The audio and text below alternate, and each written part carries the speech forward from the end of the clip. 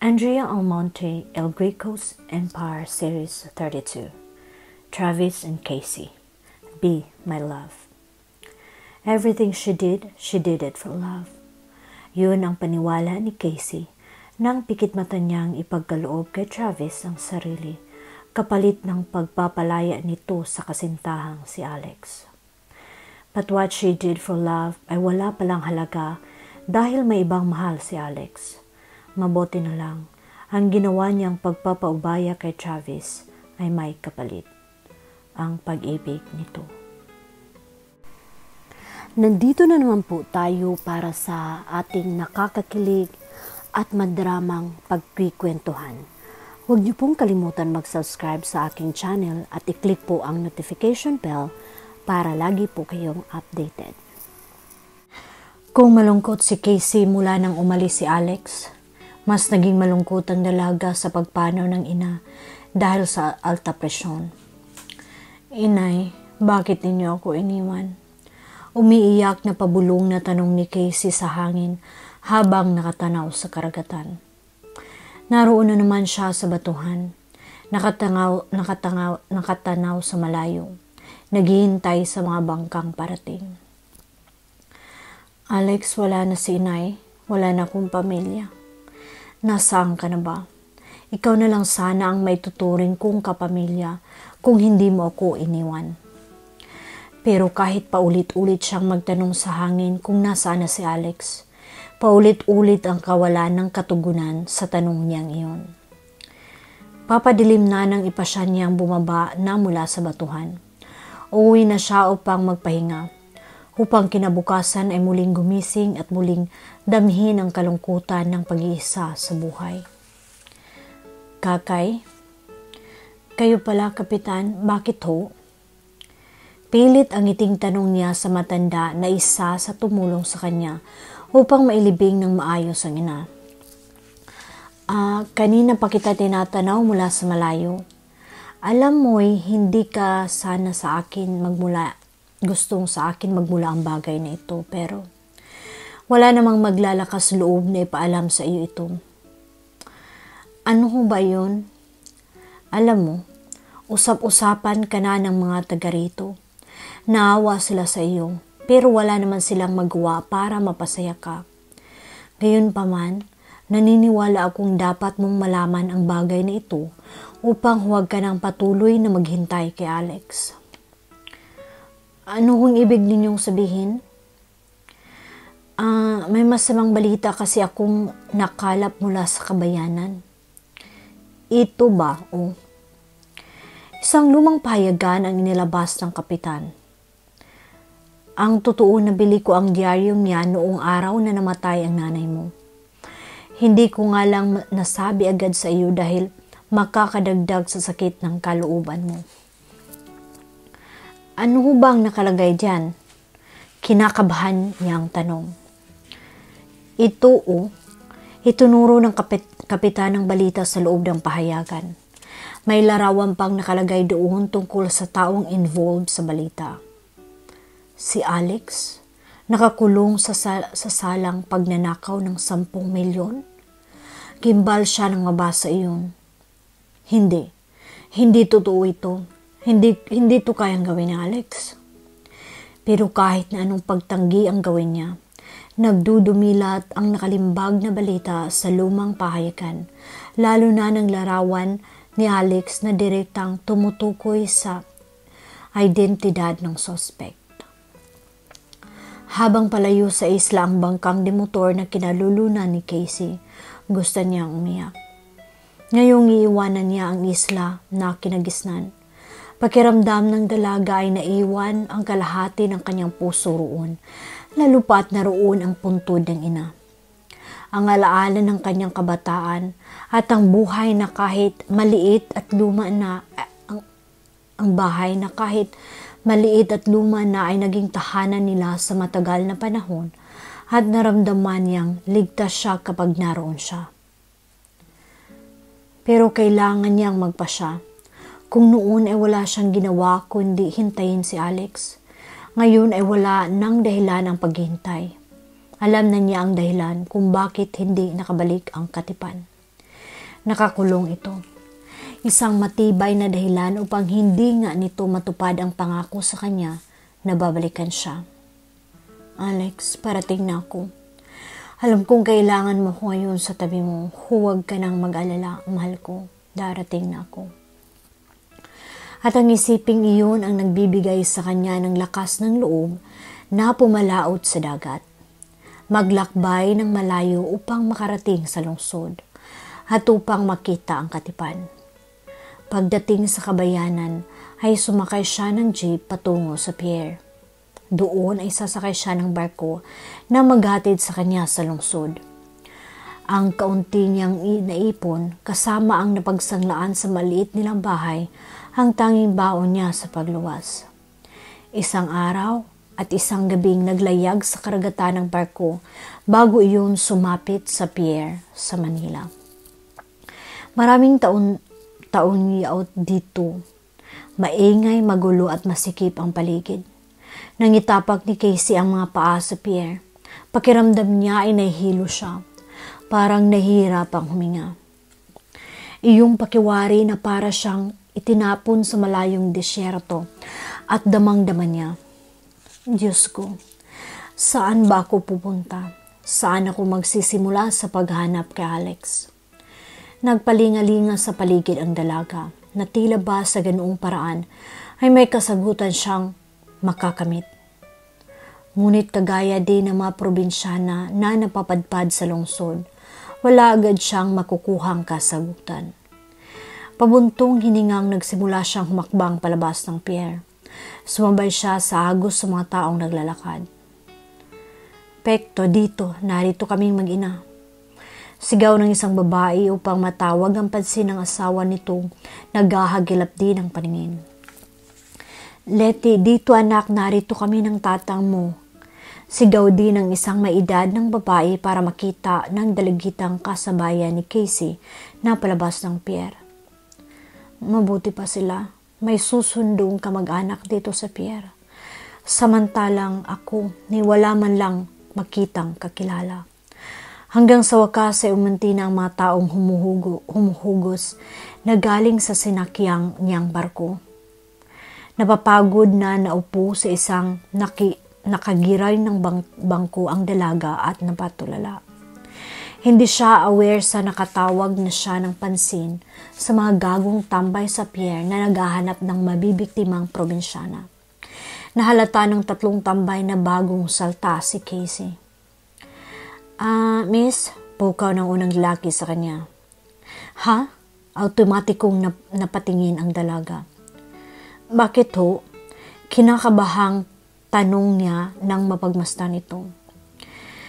Sandong, nangungutim at pantalong kupas ang suot nito. May mga punit pa sa bandang tuhod at nanggigipalpal sa grasa. Pati mukha nito ay hindi rin kaaya-ayang masdan dahil balbas sarado at nangingintab sa pawis. Mahaba pa ang buhok na bihira lang yatang masayara ng tubig. Napansin ko na parang naliligaw ka. May problema ba? Ho, naku, wala ho. Agad natugo ng dalaga sabay tayo at dampot sa malitang dala. Baka kako naliligaw ka, maaari ka naming samahan kung saan ka patungo. Ngunit agad na napaligiran ng 3 lalaki si Casey. Oo nga miss, mukhang galing ka sa probinsya. Bisaya ka man day? Nakangising tanong ng isa. Hindi, oo pala, pero hindi ako naliligaw. Salamat na lang. Pagkuhay mabilis siyang humakbang paiwas sa gilid at takmang lalayo na. Miss, sandali. At muling pinaligiran ng 3 ang dalaga. Hindi naman kami masasamang tao, miss. Mga pangit lang kami pero mababait kami. Huwag ka nang matakot. Hindi naman sa natatakot ako, kaya lang napigil si Casey sa iba pang sasabihin dahil biglang hinablot ng isa ang hawak niyang malita. Takbo na, sigaw ng nanguna at magsunura na ang dalawa.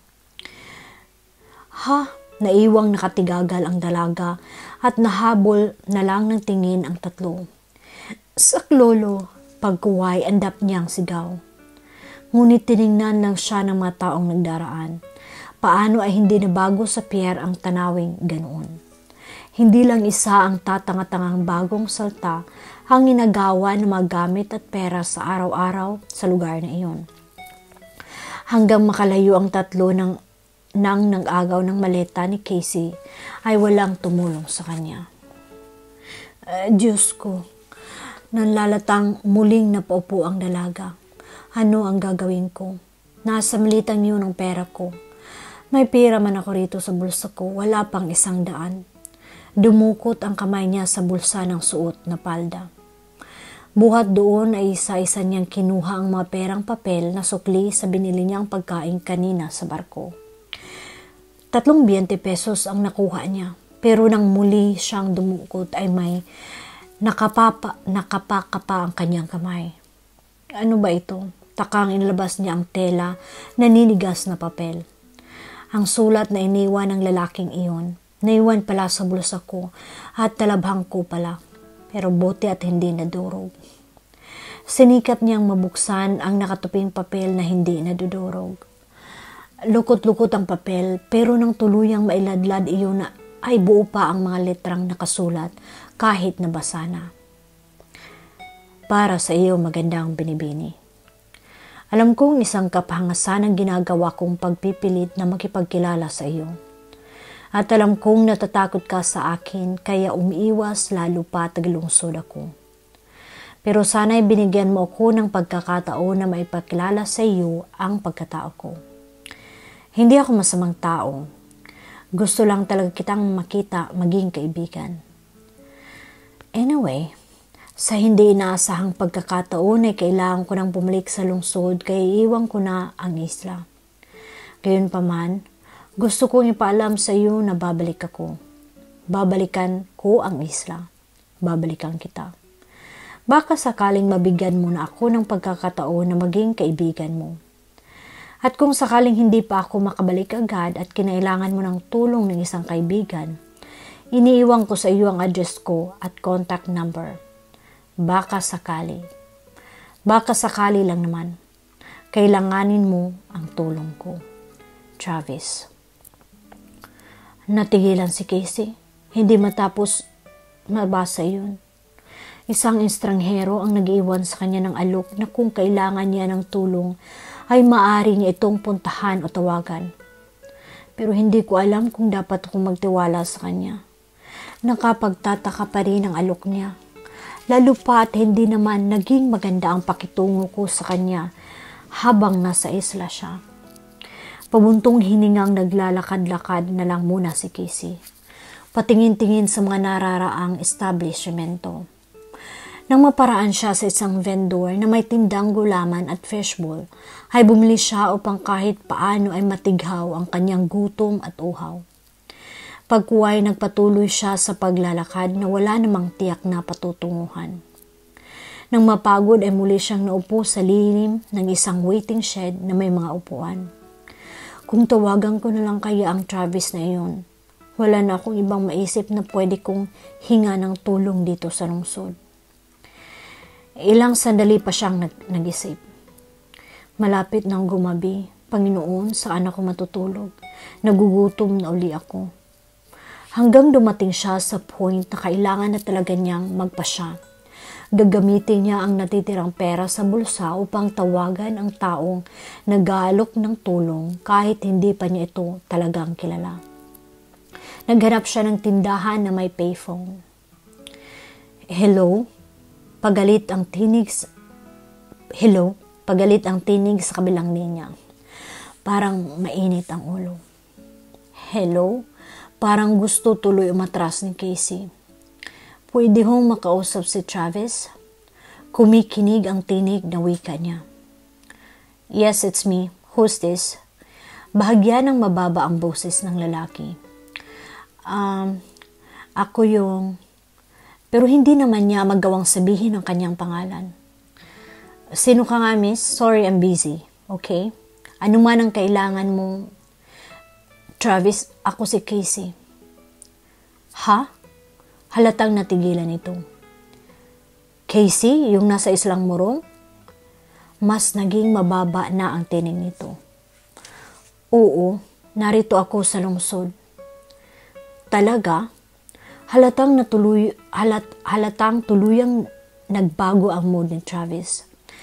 Nasaan ka? Mabuti at naalala mo akong tawagan.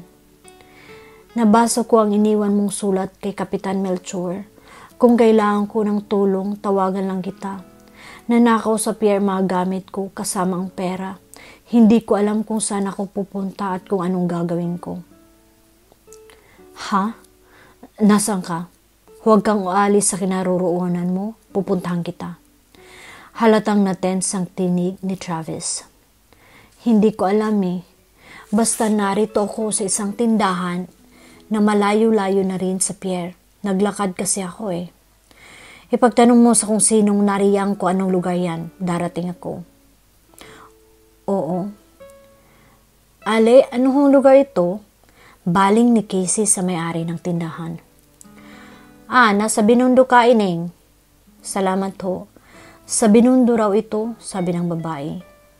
Hintayin mo ko riyan. Basta tumayo ka lang sa gilid ng daan, okay? Sige. Good. Darating ako kahit anong mangyari. Maghihintay ako. Shit. Napapahampas na lang sa manibela si Travis habang walang magawa sa nasusuungang traffic. Baka inip na si Casey. Baka kung ano nang nangyari doon. Damn. Bakit kasi dito pa ako dumaan? Ngunit kahit na magalumpihit sa pagkakaupo ang binata, wala pa rin siyang magawa para makalusot sa dami ng sasakyang naipit sa traffic dahil may banggaan sa unahan nila. Maliban sa diinan niya ng busina ng kotse, ay wala na siyang ibang magagawa pa. Samantala, ilang beses nang nagpabalik-balik sa paglalakad si Casey sa kahabaan iyon ng Binondo. Halos mapatid na rin ang litid niya sa kakatanaw sa maparuot pa ritong sasakyan. Ngunit hindi pa rin niya matanaw ni aninong ni Travis. Baka nagbago ang isip niya. Baka ayaw na niya akong tulungan. Napapasibi na animo bata si Casey. Pero sa tono naman niya kanina, parang natutuwa pa nga siya na tumawag ako. Matindi rin ang bilin niya na hintayin ko siya kahit na anong mangyari. Dahil nangangawit na, naupo siya sa isang bangkong sira na nasa gilid ng kalsada. Baka malayo ang bahay niya rito, o kaya naman, baka nahihirapan siyang hanapin ang lugar na ito. Pabuntong hiningang tumanaw sa kawalan ang dalaga. Isang maedad na babae ang nahagip ng kanyang paningin na tila pahapay na naglalakad sa gilid ng kalsada. Napatayo siya nang makitang tuluyan iyong nabuwal sa baldosa. Naku, Ale! Napasigaw siya sabay tayo upang duluhan ito. Ale, bakit ho? Agad niyang kinalong ang ulo ng matandang babae. Umungo lang ito habang nakapikit. Saklolo, tulungan ninyo kami. Ngunit walang pumansin sa kanya. Meron man ay napapasulyap lang, saka sasabayan uli ng lakad. Inot-inot na naiupo ni Casey sa tabi ng pader ang matanda. Pagkuway naghagilap siya ng maipangpapaypay dito upang mahimasmasan. Maya-maya ay nagdilat na ito ng mga mata at bahagya pang ipinilig ang ulo. Okay na ho kayo? Napatitig ito sa kanya. Nakita ko ho kayong nahilo kaya tinulungan ko kayo. Masama pa ho ba ang pakiramdam ninyo? Medyo, pero okay na ako, iha. Nalipasan kasi ako ng gutom dahil nagtitipid ako. Akala ko kasi makakaabot ako sa bahay at doon na lang sana ako kakain. Salamat. Ang bag ko, ay ito po, inuna kong hawakan ng mabuwal kayo. Baka kasi may umagaw din, kagaya ng nangyari sa akin kanina. Ano bang nangyari sa iyo kanina? Sa pagitan ng pagkain ng mami at siupaw sa isang restaurant, ay ikwinento ni Casey sa matanda ang nangyari sa kanya. Hindi ito pumayag na bumalik pa siya sa gilid ng kalsada upang hintayin si Travis. Hindi mo rin pala kilala ang Travis na iyon. Mas delikado ka. Wika pa ni Aling Munang. Mukha naman ho siyang mabait. Alam mo, nagagawa ang pagbabait-baitan. At dito sa lungsod, ang karamihang nagiging biktima ng masasama ay yung mga kagaya mong inosente. Kung hindi mo alam, napakaganda mo kahit na hindi ka nakaayos. Kahit sinong lalaki ay magkakainteres sa iyo. Ganoon ho. Oo, kaya ang mabuti pa, sumama ka na lang muna sa bahay. Sinisiguro ko naman sa iyo na mabuti akong tao. Sa ginawa mong pagtulong sa akin, natitiyak ko na mapagkakatiwalaan ka rin at alam kong nagsasabi ka ng totoo. Alam mo bang kung magkano ang laman nitong bag ko? Magkano ho? 50,000. Galing kasi ako sa bangko kanina at kinuha ko ang padalang pera ng anak kong nasa Amerika. Kung masama kang tao, hindi mo na ako tutulungan at itatakbo mo na itong bag ko. Salamat ho sa pagtitiwala. Wala yon. O ano, sa akin ka na sumama ha? Saglit na nag-isip ang dalaga. Pagkuway, minsan pa siyang tumanaw sa gawin ng kalsada sa bapakasakaling matanaw si Travis. Sige ho, hindi ko talaga alam ang gagawin sakaling hindi na nga siya dumating. Mabuti naman, halik ka na. Oho, walking distance na lang pala ang layo ng bahay ni Aling Monang mula roon. Ilang sandali pa ay dumating na sila sa bahay nito sa likod ng isang 4 na palapag na building. Oh, okay ka na ba rito? Oo, Aling Monang, salamat ho. Wika ni Casey habang nakangiting iginagala ang paningin sa maliit na kwartong nakatakda niyang maging tahanan sa mga darating na araw. Mabuti naman. Maraming salamat ho talaga. Wala yun. Sige, magpahinga ka na. Oho. Kahit papaano, alam niyang makakatulog siya ng panatag sa gabing ito sa kaalamang ligtas siya sa ilalim ng bubong na nasilungan. Dumating kaya si Travis? Baka kaya ko nakilala si Aling Monang ay ipinag-aadya pa rin ako ng nasa langit. Baka kapahamakan lang ang naghihintay sa akin sa mga kamay ng lalaking iyon. Hindi naman siguro dahilan na gwapo siya at mukhang mabait para magtiwala na ako ng lubusan sa kanya. Iyon na lang ang inisip niya para huwag manghinayang na hindi ito ang nakasaklolo sa kanya sa gipit na kalagayang iyon. Shit, nasaan na kaya siya? Baka kung ano na ang nangyari sa babaeng iyon na. Kung bakit naman kasi parang tukso sa kapa ako na traffic. Ilang beses pang inikutan ni Travis ang kahabaan ng Binondo. Ipinarada pa nga niya ang sasakyan at nag-ikot-ikot sa paligid at pumasok sa makikipot na eskinita sa pag-asam na makita roon si Casey. Ngunit ni aninong ng dalaga ay hindi niya nakita. God, nasaan na kaya siya? Ano kayang nangyari sa kanya? Sa kauna-unahang pagkakataon sa buhay ni Travis, hindi maipaliwanag ang pag-aalalang nadama niya ng mga sandaling iyon. Bigong nag-drive na pauwi ang binata. Maya-maya ay tumunog ang kanyang cellphone. Shit ka. Nagtagis ang mabagang ni Travis nang makita sa caller ID ang pangalan ni Elaine. Hindi na iyon sinagot. Ngunit patuloy sa bagingay ang cellphone. Hello. Paangil na sinagot ng binata ang tawag. Travis, sweetheart, umiiyak na simula ni Elaine mula sa kabilang linya. Anong kailangan mo at paano ka nakatawag? Nakakulong kayo ni Alex, hindi ba? Nakapagpriyansa ng abogado ko. Si Alex ay naiwan sa loob. Wala naman akong pakailam sa kanya eh. Maniwala ka sa akin. Idinadawit lang niya ako. Ganoon. Sarkastikong tanong niya. Ibig mong sabihin, pinilit ka lang niyang makasama sa mga larawan kung saan halos magkabuhol na ang mga katawan ninyo sa sobrang sweetness ninyo? Travis, aminado ako sa bagay na yun. Nagkaroon nga kami ng relasyon ni Alex. Pero iyon ay nito lang matapos niyang makuha ang pera. Sa bahay kasi siya nagpunta. Tulungan ko raw siya.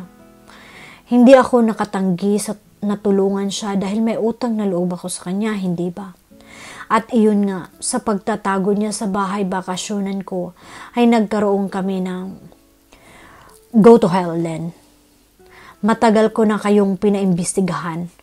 Marami ang nagpatunay na matagal na kayong may relasyon ni Alex. Travis, you're wasting my time, Elaine. Sa husgado na lang tayo magkita, okay? Pero, ngunit ini-off na ng binata ang kanyang cellphone. Damn that woman. And damn you, Alex, Eugenio. Pinagmukhanan niyo akong tanga. Ninakawan pa ninyo ako. Magbabayad kayong dalawa. Lalo ka na, Alex. Wala kang kasiyahan. Nasa iyo na si Casey Zaragoza. Nagawa mo pang maghanap ng isang babae. Pero isang bagay ang titiyakin ko sa iyo. Hindi mo na mababawi si Casey. Sa sandaling nagkita kaming muli, sisiguraduhin ko na hindi mo na siya makukuhang muli. Dumiin ang tapak ni Travis sa silinyador, kaya humagibis sa kahabaan ng EDSA ang kotse ng binata.